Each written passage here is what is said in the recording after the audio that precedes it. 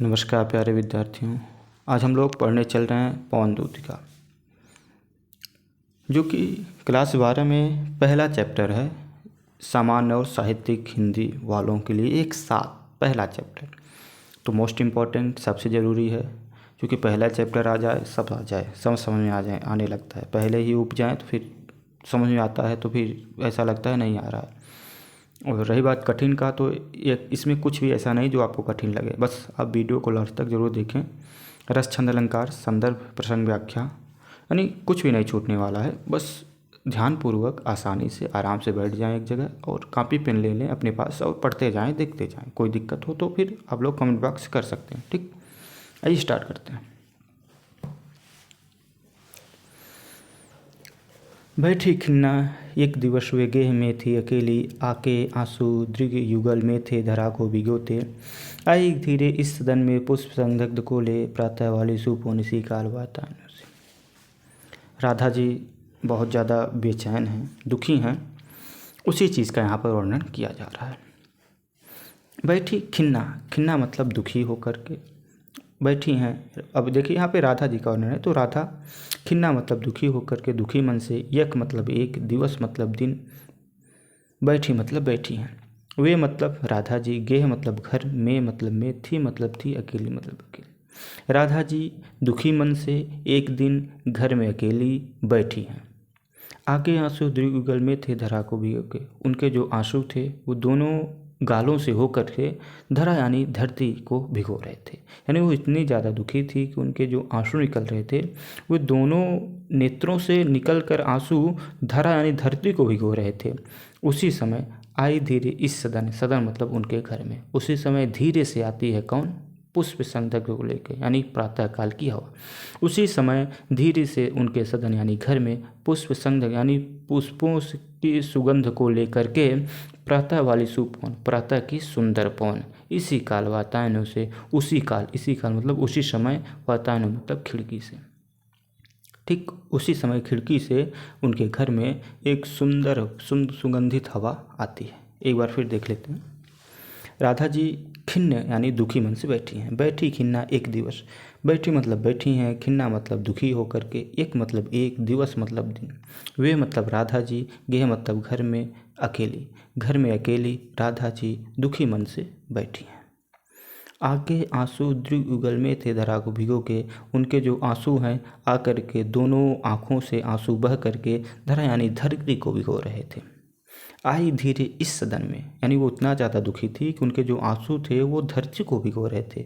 आई धीरे इस सदन में, सदन मतलब घर में, उसी घर में धीरे से आती है पुष्प संगत को, यानी सुगंधित पुष्प को, पुष्प से सुगंधित हवा। उसी समय उनके घर में सुगंधित पुष्पों से सराबोर हवा आती है। प्रातः वाली सुपवन यानी प्रातः काल की सुपवन यानी सुंदर पवन। इसी काल वातायन से, इसी काल यानी उसी समय, वातायन मतलब खिड़की से।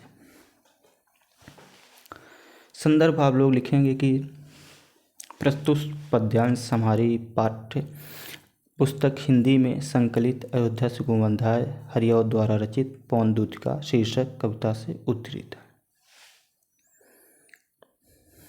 काव्य सौंदर्य रस, दुखी हैं तो चुपचाप यहाँ पे वियोग श्रृंगार करिएगा। भाषा कड़ी बोली शैली, प्रबंध छंद, मंद्राकांत, अलंकार, अनुप्रास तथा मानवीकरण, गुण प्रसाद, शब्द शक्ति, अभिधा। ठीक। संतापों को विपुल बढ़ता देख के दुखिया हो। संताप मतलब दुख को, विपुल मतलब बहुत ज़्यादा, बढ़ता मतलब बढ़ते हुए देख के दुखिता हो। मतलब उनका जो राधा जी का दुख का, उसे बढ़ता हुआ देख करके, उसे क्या करके, बढ़ता हुआ देख करके उनका दुख और ज़्यादा बढ़ गया। यानी हवा को देख करके राधा जी का दुख और ज़्यादा बढ़ गया, वो और ज़्यादा दुखी हो गई थी। संताप यानी उनका दुख बढ़ ही रहा था, लेकिन वो उन्हें देख कर और ज़्यादा दुख हो गई, और ज़्यादा बढ़ गया। और धीरे बोली स दुख उसके श्रीमती राधिका हो। राधिका जी धीरे बोली, स दुख यानी दुख के साथ, उससे यानी उस हवा से, उस पवन दूतिका से राधिका श्रीमती राधिका यानी राधिका जी धीरे से बोलती हैं। क्या बोलती हैं कि प्यारी प्रातः पवन इतना क्यों मुझे है सताती। हे प्यारी प्रातः यानी हे सुबह की पवन, इतना मुझे तुम क्यों सता रही हो, तुम क्यों परेशान कर रही हो, मतलब डांट फटकार लगाते हुए क्या कह रहे हैं कि क्या तुम भी कलुषित हुई काल की क्रूरता से, क्या तुम भी मेरी तरह कुलसित हुई हो, यानी काल की क्रूरता में प्रेरित हुई हो, काल की क्रूरता के जो असर है क्या वो भी मेरी तरह तुम पर भी लागू हुआ, जैसे काल ने मुझे ग्रसित कर लिया है, कुलसित कर लिया है कि भाई मेरे प्रीतम है नहीं यहाँ, तो इसलिए मैं बहुत ज़्यादा संताप में हूँ, बहुत ज़्यादा दुख में हूँ। तो क्या तुम भी काल की क्रूरता से क्रूरित हुए, काल की क्रूरता से दुखी हो, इसलिए इतना मुझे तुम क्यों सता रही हो। ठीक, यहाँ पर भी रस वियोग श्रृंगार है, भाषा खड़ी बोली शैली प्रबंध छंद मंदाकरणता अलंकार अनुपास तथा मानवीकरण। मेरे प्यारे नवजलद से कंज से नेत्र वाले, जाके आए न मधुबन से ना भेजा संदेशा, मैं रो रो के प्रिय विरह में बावली हो रही हूँ, जाके मेरी सब दुख का श्याम को तू सुना दे। अब यहाँ पे पवन को दूत का यानी दूत बना रही हैं राधा जी, कह रही हैं कि मेरे प्यारे नवजलद से कंज से नेत्र वाले, जो मेरे प्यारे हैं यानी कृष्ण हैं, वो कैसे हैं, नवजलद यानी नए बादल के समान हैं, कंज से नेत्र वाले, और उनके नेत्र कैसे हैं, कंज यानी कमल के समान हैं उनके नेत्र। जाके आए ना मधुबन से और ना भेजा संदेश, जाके यानी जब से आए हैं, जब से मधुबन से आए हैं यानी मधुबन गए हैं, तब से ना वहाँ से आए और ना ही वहाँ से कोई संदेशा उन्होंने मेरे लिए भेजा। मैं रो रो के प्रिय विरह में बावली हो रही हूँ, और मैं रो रो कर उनके विरह में, उनके दुख में बावली हो रही हूँ, यानी पागल सी हो रही हूँ। जाके मेरी सब दुख कथा श्याम को तू सुना, और तुम जा कर के मेरी सब दुख भरी कथा कहानी किसको सुना दे, श्याम यानी कृष्ण को तुम सुना दे।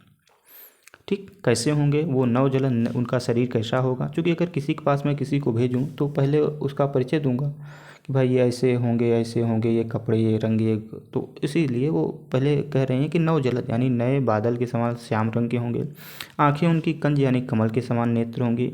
फिर कह रहे हैं जब से गए हैं मधुबन, वहाँ से ना आए लौट के, और ना ही वहाँ से कोई किसी प्रकार का कोई संदेशा भेजा, यहाँ मैं पहुँच गया हूँ ऐसा वैसा।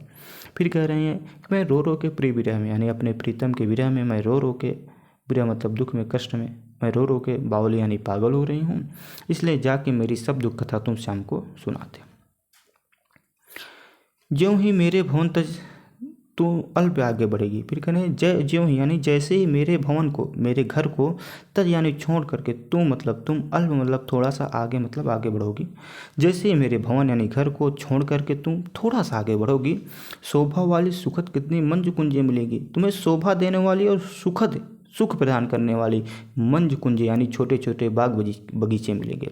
यानी कह रही हैं जैसे ही हवा से कह रही हैं, अब यानी पवन से कह रही हैं कि जैसे ही तुम मेरे भवन यानी मेरे घर को छोड़कर थोड़ा सा आगे बढ़ोगी, तुम्हें शोभा देने वाली यानी सुख देने वाली, सुख प्रदान करने वाली बहुत सारी सुंदर सुंदर बाग बगीचे मिलेंगे। प्यारी छाया मृदुल स्वर से मोह लेंगे तुझे, करें वह उनकी इतनी प्यारी छाया होगी और इतने प्यारे उनके स्वर होंगे यानी उनकी भाषा होगी, बोली होगी, वो तुम्हें मोह लेंगी। यानी जैसे ही आप देखिए, यहाँ पे समझने का आप कोशिश करिए, मोहने का मतलब ये है कि जो हवा होती है वो ठंडे में रुक जाए, यानी बाग बगीचों में ही मत रुक जाना, वहीं मत उलझ जाना, उन्हीं पेड़ के पास ना रुक जाना। ठीक, इनका मतलब ये है कि प्यारी छाया यानी उस पेड़ यानी उस कुंज की मंच कुंजें, बहुत सुंदर सुंदर जो कुंजें मिलेंगी, कह रहे हैं उनकी प्यारी छाया में मत रुकना, उनके मृदुल यानी उनके जो कोमल स्वर होंगे, उनके कोमल स्वर में भी मत पड़ना, तो भी मेरा दुख लग वहाँ न विश्राम करना, और अगर ऐसा प्रेरित होगा तो मेरा दुख लग लेना, यानी दुख को, मेरे दुख को देख लेना, और जैसे ही तुम मेरा दुख देखोगे तो वहाँ विश्राम नहीं करो। जैसे ही मान लीजिए कोई दवा मंगाए कि सिर दर्द हो रहा है, अब चले रास्ते में 4 लोग मिल गए, अब वो बात करने लगे, अब भाई उधर सिर दर्द हो रहा है, उधर दवा काहे पहुँचे, बहुत समय लग जाएगा, तो वही कहे दवा मंगाने वाला व्यक्ति, देखिए मेरा सिर बहुत दर्द हो रहा है, चाहे जितने लोग रोकें, लेकिन पहले दवा पहुँचाना, फिर उसके बाद जो करना। तो वही यहाँ पे कह रही हैं कि अगर तुम्हें शोभा सुख देने वाली कोई छाया वगैरह मिले, पेड़ पौधे मिले, तो उनके छाया में मत रुकना, एक बार मेरे दुख को याद करना कि मैं बहुत ज़्यादा दुखी हूँ, और वहाँ विश्राम यानी रुकना मत। ठीक,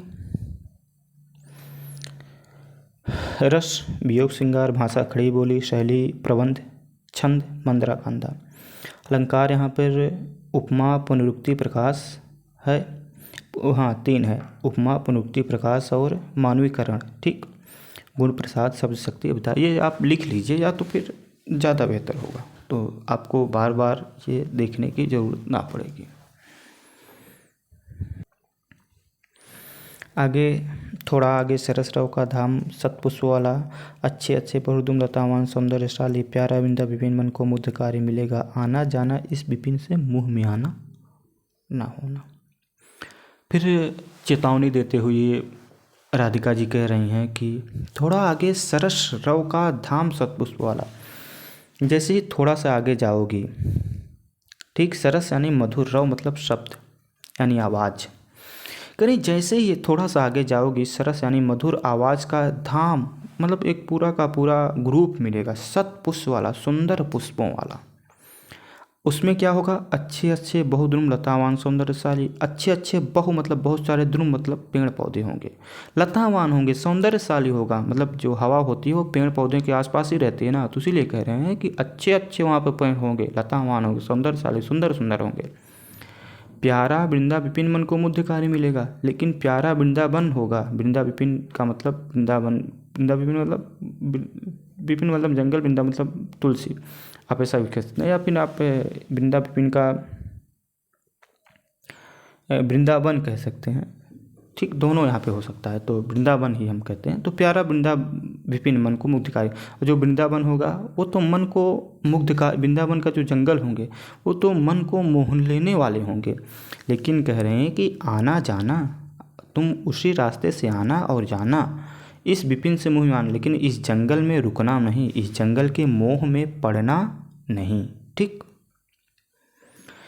रस, वियोग ही श्रृंगार, शब्द, खड़ी बोली, शैली, छंद, शैली, प्रबंध, छंद, मंद्रा कांदा, अलंकार, अनुप्रास तथा मानवीकरण। देखिए मानवीकरण सब में रहेगा। रीजन कि पवन को ही यहाँ पे मानव बना, जब प्राकृतिक चीज़ों को मनुष्य बनाया जाए तो वहाँ पे मानव मतलब मनुष्य का काम दिया जाए, मनुष्य की तरह उसमें कार्य कराया जाए, तो वहाँ मानवीकरण अलंकार हो जाता है। प्राकृतिक चीज़ें, हवा है, पेड़ पौधे जैसे बोलने लगते हैं, कुछ भी ना, पेड़ से कलियाँ मुस्काए, ये सब भाई मुस्कुरा कौन सकता है, पेड़ थोड़ी नहीं मुस्कुरा सकते, हंस सकते, लेकिन कह दिया जाता है, तो यहाँ पे मानवीकरण अलंकार हो जाता है। इसलिए यहाँ पे सभी में मानवीकरण अलंकार जरूर से होगा। बाकी जो बदल रहा है हम बता ही रहे हैं, कोई दिक्कत परेशानी वाली चीज़ नहीं है। जाते जाते अगर पथ में क्लांत कोई दिखावे, तो जाके सन्निकट उसकी क्लांतियों को मिटाना, धीरे धीरे परस करके गात उत्ताप को ना, संदिग्धों से श्रमिक जन को हर्षित सा बनाना। करें कि जाते जाते अगर पथ में, अब राधिका जी फिर हवा से कह रहे हैं कि जाते जाते अगर पथ यानी रास्ते में कोई क्लांत दिखावे, क्लांत मतलब दुखी व्यक्ति, तुम्हें कोई जाके दिख जाए, अगर तुम जा रही हो तुम्हें रास्ते में कोई दुखी व्यक्ति दिख जाए, तो जाके सन्निकट उसकी क्लांतियों को मिटाना। तो उसके सन्निकट यानी पास जा करके उसके क्लांतियों यानी दुखों को मिटाना। जैसे मान लीजिए गर्मी के समय में कोई बहुत ज़्यादा परेशान है, पसीने पसीने से सराबोल है, लदा हुआ है, तो हवा अच्छी सुंदर हवा चल जाए ठंडी ठंडी, तो फिर समझ लीजिए कि मज़ा आ जाए ना। तो वही कह रहे हैं कि अगर कोई थका हुआ व्यक्ति रास्ते में दिखे, तुम्हें दुखी दिखाई दे, और दुखी भी हो, तो उसके सन्निकट यानी पास जाकर उसकी क्लांति हो, उसको दुखों को मिटा देना, यानी उसके हर जगह जाके, अब ये नहीं कि एकदम बसंती हवा चल दो उड़ जाए बेचारा, आराम से धीरे धीरे। फिर कह रहे हैं कि हवा बहुत तेज नहीं चलना है, धीरे धीरे परस करके गात उत्ताप होना करें, धीरे धीरे परस यानी स्पर्श करके, बहुत तेजी नहीं, धीरे धीरे परस करके, धीरे धीरे स्पर्श करके, गात यानी उसके शरीर के, उत्ताप यानी गर्मी को खोना मतलब कम कर देना, यानी धीरे धीरे करके उसके शरीर की गर्मी को कम कर देना, संदिग्धों से श्रमिक जन को हर्षिता सो बनाना, यानी जो श्रमिक जन हैं, जो मेहनत करने वाले लोग हैं, उसको सुगंधित कर देना, सुगंधित पुष्पों से एकदम मस्त कर देना। जन यानी लोगों को, जो श्रम करने वाले लोग हैं उन्हें हर्षित सा बनाना, यानी अपने हवा से, अपने क्या कहते हैं ठंडी ठंडी हवा से उसको क्या कर देना, हर्षित यानी खुश बना देना। ठीक, रस, वियोग, श्रृंगार, भाषा, खड़ी बोली, शैली, प्रबंध, छंद, मंद्रा कांता, अलंकार, अनुपात तथा मानवीकरण। लज्जाशीला पथिक महिला जो कहीं दृष्टि आवे, होने देना वृत वसना तो ना सुंदरी को। अब देखिए यहाँ पे कितना अच्छी बात है, कह रहे हैं कि अगर कोई लज्जाशीला महिला यानी ऐसी महिला दिखे जिसमें लज्जाशील हो, यानी सभी महिलाओं के लिए नहीं है, हम नहीं जानते कि सभी लज्जाशील होंगी या नहीं। फिर भी कह रहे हैं कि लज्जाशीला पथिक महिला, जो महिला लज्जाशील हो, जिसमें लाज हो, शर्म हो, कहीं दृष्टि आवे, अगर कहीं तुम्हें दिखाई दे, होने देना विकृत वसना तो ना सुंदरी को, तो तुम उसके सामने जाना तो थोड़ा धीरे स्लो हो जाना, क्योंकि हवा जब चलता है और कोई पुरुष हो या महिला, अगर मान लीजिए कपड़े ढील ढाल पहने तो उसके कपड़े उड़ने लगते हैं ना, तो वही कर रहे हैं कि होने देना विकृत वसना, विकृत मतलब बिखरने मत देना, वसना मतलब उसके वस्त्र को, अगर कोई लज्जाशील स्त्री है, महिला है, तो उसके सामने जाना तो स्लो हो जाना, बहुत तेज जाओगे तो उसके वस्त्र उड़ जाएंगे इधर उधर, तो उसे दिक्कत होगी। तो वही कर रहे हैं, होने देना विकृत वसना, तो उसके वस्त्र को वृत्ति यानी बिखरने मत देना, तो सुंदरी को, उस सुंदरी के, उस महिला के वस्त्र को फिर बिखरने नहीं देना है। जो थोड़ी भी श्रमित वह तो गोद में श्रांत खोला, कह रहे हैं अगर थोड़ी सी श्रमित हो, थकी हुई हो वह, तो उसे गोद में लेकर श्रांत खोना है, अर्थात उसके थकान को कम कर देना। कैसे? गोद में लेकर के। गोद में लेकर के का मतलब है कि धीरे धीरे धीरे धीरे हवा चल के, ठीक। होंठों की ओर कमल मुख की म्लान को मिटाना, और उसका जो होंठ अगर सूख गया हो तो, और कमल के समान मुख, क्या बात है, उसके कमल के समान मुख और होंठ को की म्लानना यानी जो सूखी हुई है, जो थकान है, उसको क्या कर देना, मिटा देना। कोई क्लांता किसर लन्ना खेत में जो दिखावे, करें अगर कोई क्लांता, क्लांता मतलब दुखिया, कृषक ललना, देखिए लालन और ललना, ललना मतलब स्त्री, अगर कोई क्लांता मतलब दुखी, कृषक मतलब किसान की, ललना मतलब बेटी, अगर कोई दुखी किसान की बेटी या किसान की दुखी बेटी कह लीजिए, खेत में दिखावे, खेत में दिख जाए, यानी खेत में अगर कोई किसान की बेटी काम करते करते बहुत ज़्यादा परेशान हो, दुखी हो, तो धीरे धीरे परस उसकी क्लांतियों को मिटाना, तो उसके पास चले जाना और धीरे धीरे परस यानी स्पर्श करके उसके क्लांतियों यानी उसको दुखों को, उसके परेशानियों को मिटाना यानी कम कर देना। जाता कोई जलद यदि हो व्योम में तो उसे ला, करें जलद यानी अगर कोई बादल व्योम यानी आकाश में जाता तुम्हें दिखाई दे, क्योंकि हवा जो है वो बादल को इधर उधर कर देगा, भाई हवा जिधर चलेगा बादल उधर, हवा इधर है तो बादल इधर, तो ये करें जाता कोई जलद यदि व्योम में हो तो उसे ला, अगर कोई जलद यानी बादल व्योम यानी आकाश में जाता हुआ दिखाई दे तो उसे ला करके छाया द्वारा सुहित करना, उस छाया कर देना, जहाँ वो ललना यानी जहाँ वो किसान की पुत्री है, बेटी है, बैठी होगी या होगी, वहीं पर तुम बादल को ऊपर ले आना तो उसके छाया हो जाएगा, तो छाया द्वारा सुखित करना, उसको सुखी कर देना, तप्त भूतांगना को, उस स्त्री को, उस मतलब बच्ची को क्या कर देना, तप्त कर देना यानी सुखी कर देना। यहाँ पर देख लेते हैं रस वियोग श्रृंगारी हैं, भाषा खड़ी बोली शैली प्रबंध छंद मंद्राकांता अलंकार अनुपात तथा मानवीकरण गुण प्रसाद सब शक्ति उद्धार। देखिए एक चीज़ और, यहाँ राधा की लोक मंगल की भावना मुखरित हुई है, यानी राधा जी यहाँ लोक कल्याण लोक मंगल की बात कर रही हैं, ठीक। अब आगे क्या कह रही हैं कि जाते जाते पहुँच मथुरा धाम में उत्सुकता हो, देखो तुम जाते जाते मान लीजिए तुम्हारी उत्सुकता है, जल्दी है तुम्हें ये जानने की मथुरा कितनी जल्दी पहुँचे, तो अगर उत्सुकता बस तुम जाते जाते पहुँच मथुरा धाम में पहुँच जाना, ठीक। तो न्यारी शोभा वर नगर की देखना मुग्ध होना, तो वहाँ की जो शोभा है, सुंदरता है, वर यानी श्रेष्ठ, उस श्रेष्ठ नगर की जो शोभा है, सुंदरता है, उसको देखना और देखने के बाद मुग्ध हो जाना यानी मोहित हो जाना। कह रही हैं कि तू होवेगी चकित, हवा से राधिका जी कह रही हैं, अभी भेजी ओजी नहीं है, अभी सिर्फ बता रही हैं कि ये तुम्हें काम करना है और ये काम नहीं करना है। कह रही हैं कि तू होवेगी चकित, तो चकित हो जाओगी, आश्चर्यचकित हो जाओगी, लख यानी देख करके, मेरु से मंदिरों को, सुमेर पर्वत जैसे बड़े बड़े मंदिरों को देखकर तुम क्या हो जाओगी, चकित हो जाओगी। आभा वाले कलश जिनके दूसरे अर्क से हैं, और कहें जो आभा वाले कलश हैं, जो मंदिरों के कलश होंगे वो इतने बड़े, इतने आकर्षित लगेंगे, इतने चमक उसमें होगी कि तुम्हें ऐसा लगेगा कि वो दूसरे अर्क हैं यानी दूसरे सूर्य हैं। यानी मंदिर कैसी होंगी, मंदिर होंगी मेरु यानी सुमेर पर्वत जैसे मंदिर होंगे बड़े बड़े, और उस मंदिर में जो कलश लगे होंगे वो कलश कैसे दिखाई देंगे, दूसरे अर्क यानी दूसरे सूर्य के समान। देखे पूजा समय मथुरा मंदिरों में मध्य जाना, करें कि राधिका जी कह रहे हैं कि पूजा के समय तुम देखना कि पूजा का समय कब है, कितने बजे है, और उस समय ही तुम मथुरा के मंदिरों के मध्य यानी बीच में जाना। नाना वाद्यों मधुर स्वर की मधुरता को बढ़ाना, और कह रहे हैं नाना प्रकार के, यानी नाना मतलब अनेक, अनेकों प्रकार के वाद्य, वाद्य मतलब संगीत बजाने वाले यंत्र जैसे ढोल, मजीरे, हारमोनियम, ये वाद्य में आते हैं। करें इनको उनकी जो मधुर यानी कोमल स्वर होगी उसके कोमलता को और बढ़ा देना, यानी जब हवा चलेगी तो जितनी दूर हवा जाएगी उतनी दूर उनकी आवाज़ जाएगी। ठीक। कह रहे हैं कीवा लेकर रुचित तरु के शब्दकारी फलों की। कह रहे हैं कीवा लेकर रुचित तरु, ऐसा कोई फल होगा जो बजता होगा। फल कौन सा जो सूख जाने पर बजेगा, कौन सा फल है ऐसा? जैसे मान लीजिए लौकी हो गया, लौकी तो सब्जी है, अब सूख जाएगी तो उसकी बीज जो है अंदर बजेगी। नेनुआ हो गया, तरोई हो गया, ये सब चीज़ें बजती हैं ना। तो वही ऐसे करें कि ऐसे फल ले लेना तुम। ठीक ठीक। कीवा यानी अथवा या लेकर के, रुचिर तरु, रुचिर मतलब जो तुम्हें अच्छा लगे अपने मन से। कीवा अथवा लेकर के, रुचिर मतलब कोई तुम्हारे मन के रुचि हो, तरु मतलब बिछ के, शब्दकारी फलों को, कोई ऐसे फल को ले लेना जो शब्दकारी हो यानी जो बजता हो।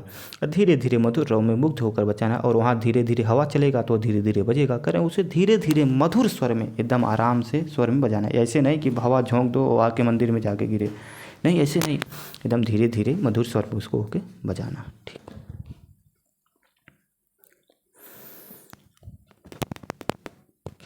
रस वियोग श्रृंगार, भाषा खड़ी बोली, शैली प्रबंध, छंद मंदाकांत, अलंकार अनुप्रास तथा मानवीकरण, गुण प्रसाद, शब्द शक्ति, अभिधा।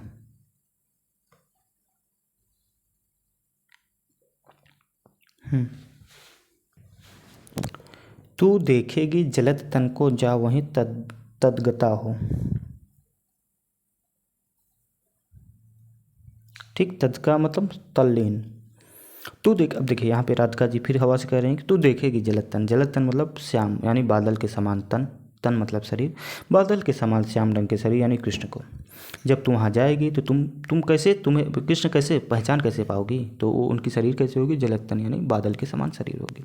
उन्हें तू देखेगी, जा वहीं तदगता हो, तद का मतलब तल्लीन हो करके, जब वहीं रुक जाएगी तो उन्हें जा करके देखेगी। तो देखेगी तो पहचानेगी कैसे? तो होंगे लोने नयन, लोने मतलब होता है बहुत ही सुंदर, तो उनके नयन जैसे कैसे होंगे? सुंदर होंगे। ज्योति उत्कीर्णकारी, और उससे क्या होगी? ज्योत निकल रही होगी यानी प्रकाश बिखर रही होगी। ज्योति मतलब प्रकाश, उत्कीर्णकारी मतलब बिखरना, और उनके नेत्रों से प्रकाश बिखर रही होगी। मुद्रा मतलब स्थिति, किस स्थिति में होंगे? वर वदन की मूर्ति सी सभ्यता थी। उनकी जो मुद्रा होगी यानी स्थित होगी, भाव होगा वो कैसा होगा? वर वदन यानी सुंदर मुख का होगा। ठीक। और मूर्ति सी सभ्यता, और एकदम जैसे मूर्ति रखी होती है हिलती डुलती नहीं, उस प्रकार उनकी सभ्यता होगी, स्थिति होगी। सीधे साधे वचन उनके सिक्त होंगे सुधा से, और बोलेंगे तो मतलब इधर उधर की बातें नहीं करेंगे। कैसे करेंगे? सीधे साधे वचन, उनके जो बोली होगी वो सीधे साधे होगी। सिक्त होंगे सुधा से, सिक्त मतलब सने होंगे, सुधा मतलब अमृत से, और उनकी जो बोली होगी वह अमृत से सनी हुई सीधी सादी बोली होगी यानी सुंदर भाषा होगी। नीले फूले कमल दल सी गात की श्यामता, गात मतलब शरीर, शरीर की जो श्यामता होगी वह नीले फूले कमल दल के समान शरीर की उनकी श्यामता होगी। पीला प्यारा वसन कटी में पहनते हैं फबीला, और वो अपने वसन यानी कमर में, कट मतलब कमर में, वसन मतलब वस्त्र कैसा होगा? उनके कमर में वस्त्र कैसा होगा? पीला कलर का वस्त्र होगा। पहनते हैं फबीला, और बहुत ही फबीला यानी जचता होगा, बहुत ही अच्छा लगता होगा। छोटी काली अलग मुख की क्रांति को है बढ़ाती, और अलग मुख की जो उनकी काली छोटी है यानी जो बाल होंगे वो उनकी क्रांति यानी उनकी शोभा को बढ़ाते होंगे। सहस्त्रों में नवल तन की फूर्ति सी प्रभास, सुंदर वस्त्र धारण किए और कृष्ण की समता शरीर की किरणों के समान निकलती होगी। ठीक। सहस्त्रों में नवल तन की फूर्ति से मतलब किरण, और उनकी जो किरण होगी कृष्ण के यानी शरीर से प्रकाश या किरण निकलती रहेगी या निकलती होगी। रस वियोग श्रृंगार, भाषा खड़ी बोली, शैली प्रबंध, छंद मंदाकांता, अलंकार अनुप्रास तथा मानवीकरण।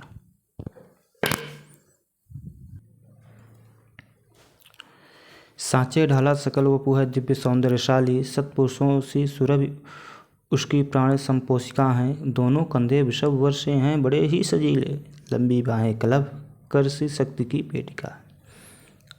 राधा जी पवन से भगवान श्री कृष्ण की शोभा का गुणगान करती हुई कहती हैं, मतलब शोभा का गुणगान कर रही हैं। कहती हैं कि उनका जो संपूर्ण शरीर होगा मतलब इतना सुंदर होगा कि ऐसा प्रतीत हो जैसे सांचे में ढाला गया हो, मतलब कोई दिक्कत नहीं हुई। सांचे में ढालने का मतलब होता है एकदम सुडौल सुंदर, मतलब एकदम चिकने शरीर ना। कोई चीज़ सांचे में ढाल दो तो एकदम आकार हो जाता है। तो यही राधा जी कह रही हैं कि सांचे ढाला सकल वो मतलब उनकी पूरी की पूरी शरीर ऐसा दिखाई देगा जैसे सांचे में ढाली गई हो, दिव्य सौंदर्यशाली सुडौल, और जिसे देखकर तुम सौंदर्य का दर्शन करने का आभास कर सकोगी। शतपुष्पों से सुरभ उनकी प्राण संपोषिका हैं, और उनके जो सुगंधित पुष्प हैं, सुगंधित पुष्पों की तरह प्राणों की पोषण करने वाली, एक मिनट, शतपुष्पों की सुरभ उनकी प्राण संपोषिका हैं। शतपुष्पों यानी सुगंधित पुष्पों की सुरभ उनकी प्राण संपोषिका, यानी जो उनके शरीर से निकलने वाली सुगंधित पुष्पों की हवा, यानी सुगंधित पुष्प जो हैं उनके प्राण संपोषिका हैं, उनके प्राणों को ही संपोषण मतलब पोषण करने वाली हैं। दोनों कंधे वर वृषभ, और उनके दोनों कंधे कैसे होंगे? वृषभ वर मतलब से, वृषभ मतलब बैल।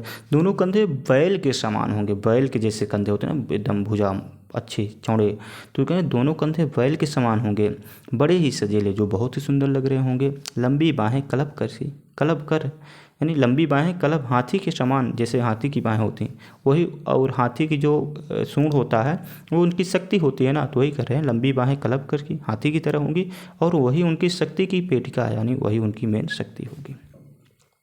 राजाओं सा सिर पर लसा दिव्य अपीर्ण होगा, करें राजाओं के समान उनके सिर, यानी सिर पर लसा दिव्य अपीर्ण होगा। अपीर्ण मतलब मुकुट, बहुत ही अलौकिक क्या कहते हैं मुकुट लगा होगा, जो कि लसा यानी बहुत ही सुंदर लग रहा होगा।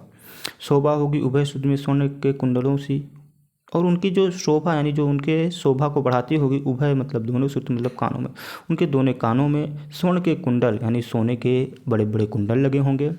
नाना रत्ना कलित भुज में मंजू के केयूर होंगे, और नाना मतलब अनेकों प्रकार के रत्नों से जड़ित भुज में भुजाओं में उनके मंजू केयूर होंगे, यानी कि मोर के जो पंख होंगे उनके समान बहुत सुंदर सुंदर उनके भुजा में बंधे होंगे, अनेकों प्रकार के रत्नों से जड़ित।